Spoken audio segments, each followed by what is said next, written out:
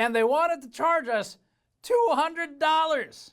In this video, I wanted to share my experience with the ASUS RMA process because they've been in a bit of a hot water with Steve of Gamers Nexus making a pretty good, well-documented video regarding some of the issues ASUS has with their RMA process. And then another channel is Tech Notice. He had an issue with his ASUS motherboard and was actually part of an advanced RMA program apparently, and his experience wasn't very good either.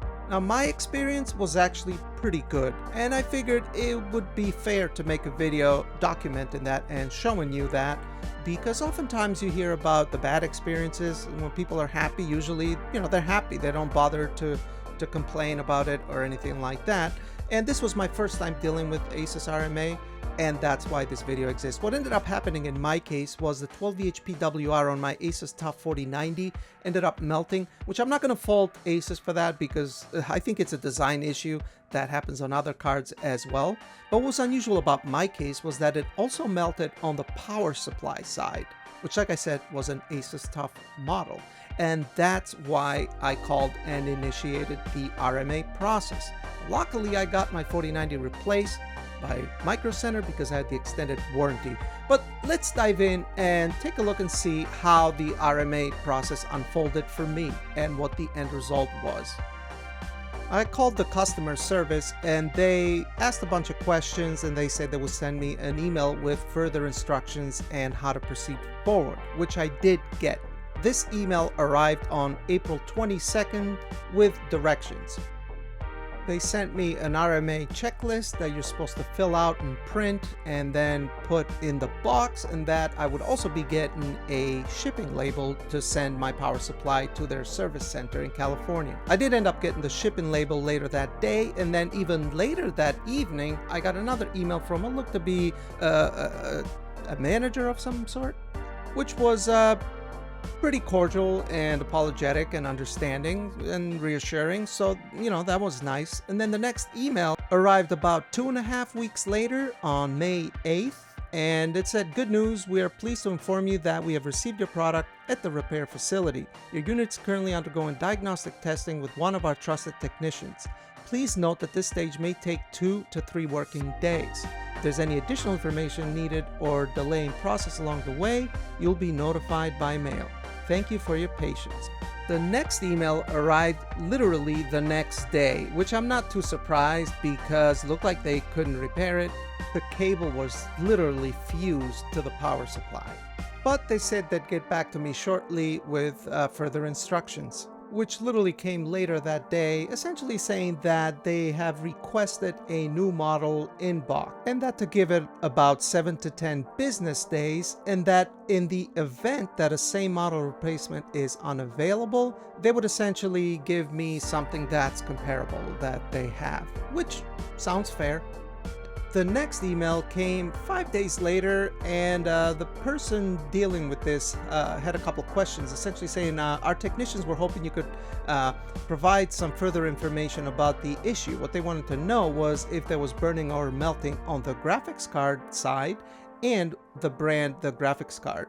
So I responded, I said yes, there was burning on the graphics card connector side as well, and that the graphics card was an ASUS TUF OC RTX 4090. Now, one thing that I wanted to touch on was it seems like sometimes there's a bit of a disconnect by the person that answered the phone, because I did end up explaining exactly what happened over the phone, and I believe I also mentioned it.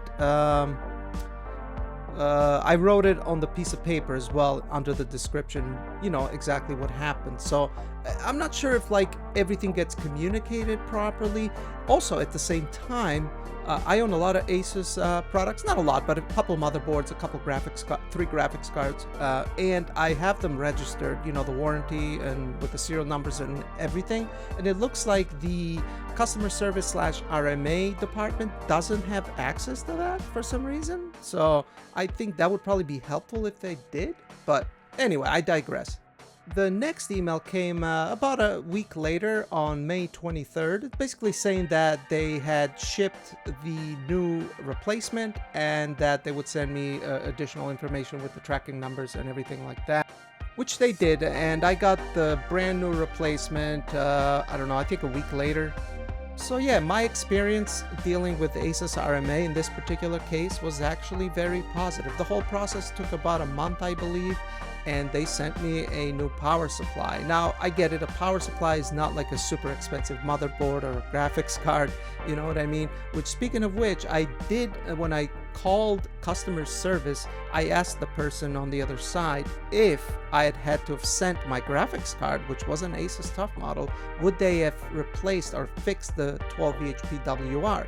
And she said yes. Now, I know they're not going to send me a new one. As a matter of fact, even the power supply, on our email discussions, it was implied that they would try to fix it, and then if they couldn't fix it, I might end up getting a refurbished model or a brand new model. So I get it, you're not going to be guaranteed that you're going to get a new brand new replacement, but I would like to think that you're going to get a product that works and no shenanigans, which you know, according to Gamers Nexus and some other stories that I've been hearing, sounds like Asus needs to get it together and maybe train their people properly, because I would like to hope that my experience is the same for everybody else, or it would be the same thing if it was my graphics card that I sent in.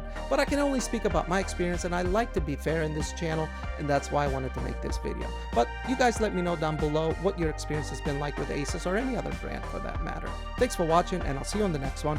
Bye.